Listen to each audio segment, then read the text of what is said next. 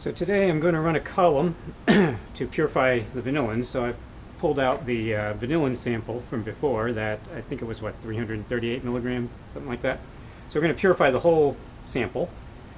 And I've grabbed a clamp because I'm going to need that to hold the column.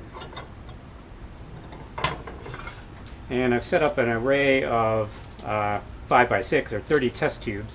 And you'll see there are numbers here from 1 through 5, and then from A through, well, H, but only A through F is selected. So what I'm going to be doing is I'm going to be collecting fractions by starting here and going 1, 2, 3, 4, 5, and then I'm going to go here, 10, 9, 8, 7, 6, right? So I'm going to keep doing a serpentine. That way I don't have to move it very much underneath the column, and I don't risk spilling. So I've grabbed the ether. Right? We're going to do the ether petroleum ether. It was a 2-to-1 mixture, 1 petroleum ether to 2 diethyl ether. So we're going to make that sample mixture up. Got a couple of 50 milliliter graduated cylinders here. And I grabbed a column. Right? So we need to know the dimensions of this column so we can measure the diameter, the inner diameter of that column, right? And that looks like it's about 16 millimeters, right? Inner diameter, roughly. And if you go along there, it's about 16, maybe 17 millimeters across. And we're going to try to make a column that's about 6 inches tall, right? So that's from here roughly to where the quark labeling in there. And we'll measure that length so that we'll know exactly how much we have. So we need some beakers. And the watch glass is to cover the beaker with the solvent. So I'm going to clamp that column. And I want the clamp to be about halfway up the column. And then I want the column to be at an appropriate height so that I can easily move the tubes underneath it like so. Right, and I can get all the way to the end. Right, that's why the column's over here. Right, so I'll be able to, freely go underneath there. So that's about the right height for the column. And the first thing I want to do in that column is to put a little bit of glass wool. Not very much. But the purpose of the glass wool is to block the end. Right? We're going to create a column of silica gel. I'm having trouble pulling off the glass wool. There we go. So we don't need a lot of glass wool. We just need enough to block that. And I'll drop that in there. And actually the easiest way to get that to go in tight is to kind of upend it and just push it down. Oops, well, that's not going to work.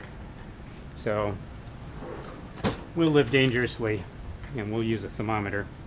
Don't try this at home, kids, because we don't want to break the thermometer. Right, so we're just going to kind of push that in there so that it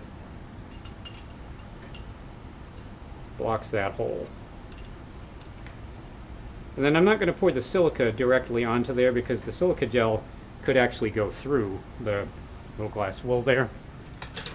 Instead, what I'm going to put on top is a layer of sand, and then the sand will prevent the silica from going through once I pour the silica gel on. So we just need a little bit of sand, just enough to cover the glass wool. And create a nice flat layer. So the purpose of the glass wool is to prevent the sand from going through, and the purpose of the sand is to prevent the silica from going through. Kind of tap that down. And then we're going to wet that with a little bit of our non-polar component, which is the petroleum ether, to try to get the air bubbles out of the sand. Right. And then tap that to kind of flatten it out.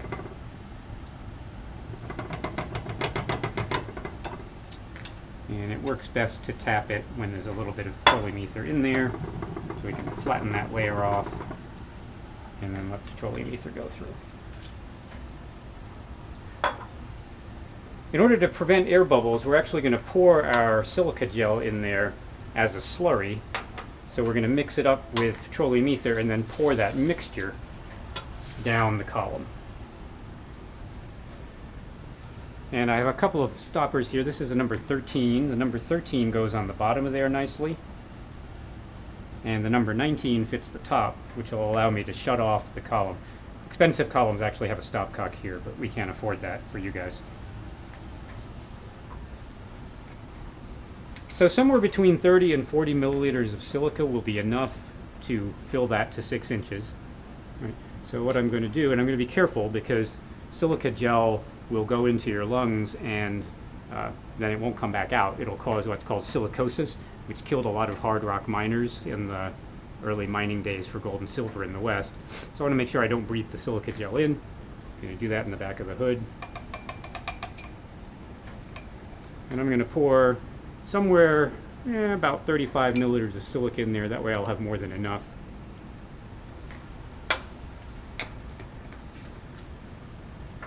And then I'm going to pour petroleum ether in there and stir it with a glass stirring rod. And you'll see that when I pour the petroleum ether in there, it'll bubble pretty vigorously because there's a heat of mixing. And I want to make sure all those air bubbles are removed. So I'm going to stir that to get a nice slurry, and I want to about double the volume. So since I had about 35 milliliters, I want to fill that up to about 60. And you can see that the silica gel is expanding a little bit, right? And when I stir that, I can create a pourable slurry. So the key when you're pouring the slurry is to try to keep it suspended as much as possible so that the silica gel comes out, because you'll notice as soon as I stop stirring it, it settles fairly quickly. You always want to pour the column using the less polar of the two solvents, the petroleum ether, which is basically pentane, rather than the diethyl ether. So now the key is pouring this with authority, and I'm going to let it flow at the same time. So the first thing we'll do is we'll put a little bit more liquid on top, and then we will pour this in there and kind of try to scoop it out so the silica comes out. It's impossible to do this without spilling some, so I'm not going to worry too much about spilling. I'll just wipe it down the sides later. And then as it gets really thick, I'll just dump that in there and create more of a slurry.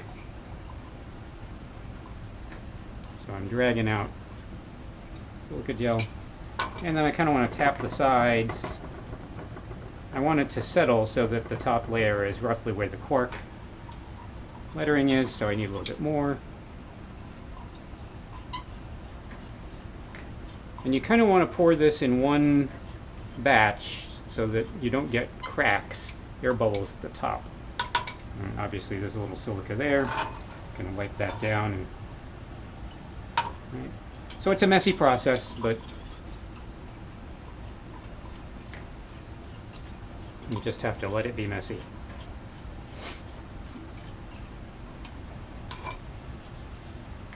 And I'll just clean that up later, just wipe it into the sink. It's basically sand, right? Just highly refined sand.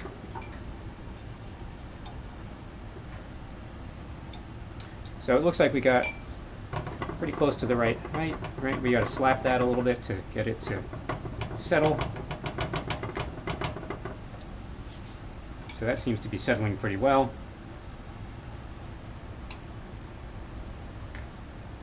And I can just let that dry out in the back of the hood, and then that can be reused.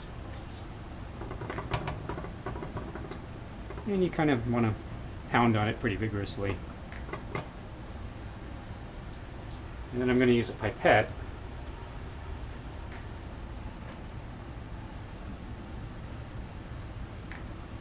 to wash the silica from the sides of the column so I don't have a bunch of silica stuck on the top. And I always have a 25 milliliter Erlenmeyer flask to set my pipette in. You'll notice it's dripping fairly slowly at this point because the column is starting to pack down pretty nice.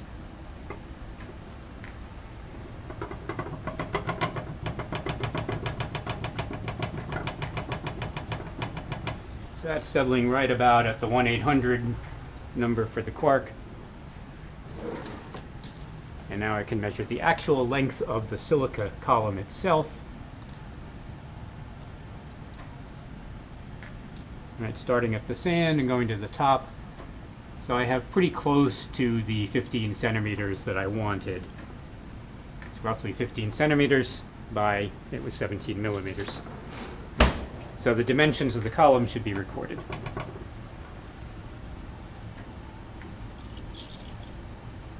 Usually when you see an experimental, when someone talks about having run silica column chromatography, they should either give you the dimensions of the column or they should give you the total volume of the silica used. But there's a big difference between a short fat column and a long thin column. So really the dimensions of the column is the best information to be given. And once it's settled nicely, it's not settling any further, in order to avoid disturbing the top of the silica when I add my compound, I'm going to put a little bit of sand in there, just create a thin sand layer at the top. And the sand will prevent me from disturbing the top of the silica. Right, so slap that around a little bit. So that's a nicely poured column. And I can just run the solvent down the sides to get the last traces of the sand in there. And now I'm ready to stop that column while I prepare my eluent. So I'll stopper that up with the number 19 on the top and a number 13 on the bottom. Always put the one on top first, so that when you put the one on the bottom, you're not pushing air up into the column. So that column's nice and stable. And I've got a little bit of petroleum ether here that I'll actually use to flush my sample on. So I'm going to grab a paintbrush so I can clean that mess up.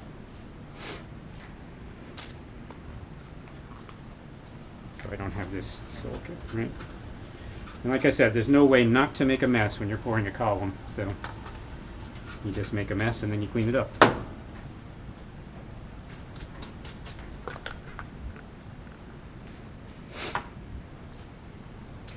So we have our column ready. We have our test tubes ready. And we need to make the eluent. These test tubes hold roughly like 8 milliliters. I'm going to want to fill them to about 5 milliliters. So one of the first things I'm going to do is I'm going to measure how high up on those test tubes we need to go for 5 milliliters by measuring out 5 milliliters of petroleum ether and pouring it into the tube.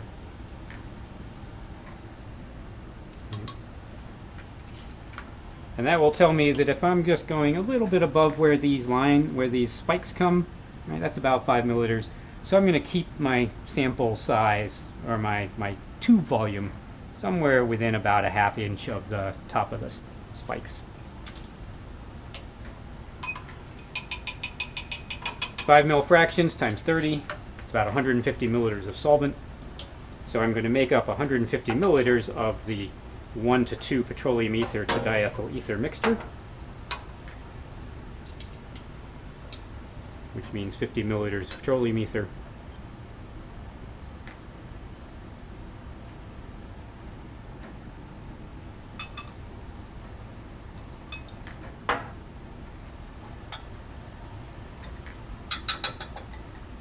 And that'll just evaporate.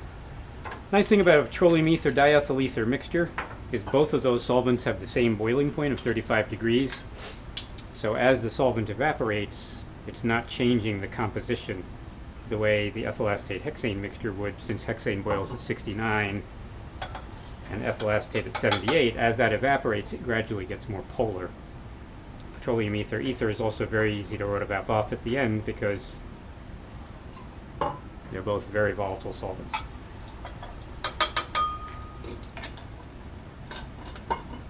Disadvantage of diethyl ether is, of course, that it tends to form explosive peroxides on storage, so we have to be a little bit careful. So there's my eluent. I've made about 150 milliliters of that. And I'm also going to, before I start with that mixture, I'm going to pour down somewhere about 30 milliliters of just plain old petroleum ether, just to get anything non-polar to kind of come through quickly first. So I've got my eluents ready, I've got my sample ready. I need to get this sample onto the column, and I want to get it onto the column by dissolving it in the mobile phase, but as little of the mobile phase as possible. Right? You noticed on the TLC that if we put too much sample on the plate, it streaks, which is a big strike. That's what we got for that first TLC of the cinnamic acid. If I put this on in a volume like, an inch high, it's going to do nothing but expand as it goes down. The RF difference is only about, 0.3 or so, or 0.25. So I don't want the sample to be loaded on a very thick band, because then the fast-moving part of the top of that band is going to overlap with the slow-moving part of the bottom of the band. One of the problems you run into with column chromatography often is that the compound of interest isn't very soluble in the nonpolar component, right? The vanillin is pretty insoluble in PET ether, so it's really hard to dissolve it in something that isn't so polar that it's going to drag it through too quickly. Since this is a 1:2 mixture, and we know it's pretty soluble in ether, I should be able to get this to dissolve in the mobile phase, and if I'm lucky, I can get it to dissolve, or at least be suspended, in no more than a milliliter or so of the mobile phase. So I'm going to kind of mix that around a little bit. It's not critical that it all dissolve, but it's critical that it be pipettable. And what I may do is add a little bit more just plain old ether to try to get that to dissolve. It's kind of a trade-off between having enough volume to dissolve the sample nicely, but having it be non-polar enough that it won't drag it out.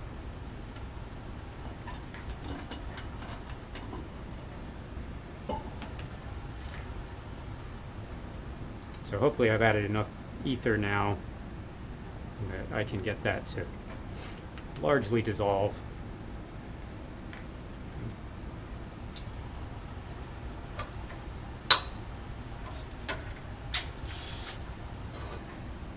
So a lot of it's dissolved. We got a little bit of solid left.